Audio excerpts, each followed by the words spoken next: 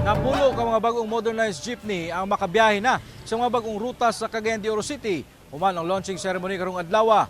Mga pasahero sa barangay Kanituan ug Carmen gipasalig nga kayang iakomodar sa maong mga modern PUJ.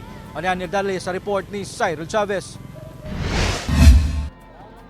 Adlawng Huwebes, formal nang gilusad sa usa ka kooperatiba ang ilang bagong napulo ka mga modernized jeepney nga mobiyahe sa mga bagong ruta sa syudad.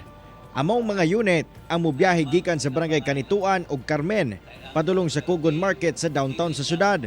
Patsada og di basta-basta sab ang mga amenities sa mong sakyanan. Gawas nga fully air condition, kaya niini ang 23 ka pasahero. Para sa among riding public, serve gyud namo as long as naa pa gyud sila manginahanglan up to sa oras nga kinahanglanon nila among serbisyo. Dako sab ang pagpasalamat sa Roads and Traffic Administration. Sanglit ang pagkakuha sa mga modernized PUJ. Dakong tabang nga maalibyuhan ang problema sa trapiko sa syudad. Medyo nihit lugar ang public utility nga biyahe di ang area.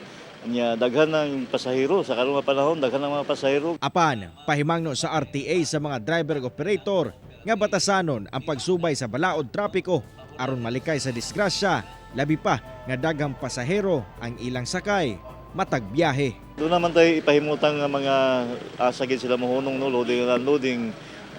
Kung mahimo sundon nila ni siya o labi na ang atong mga lagda gyapon sa trapiko sa Tundakbayan aron nga iwas sa mga disgrasya pananglitan o di sa nato masupak ang mga existing na nga mga balaod doon sa atong trapiko sa Dakbayan. Kauban si Jaybert Pairat sa kamera.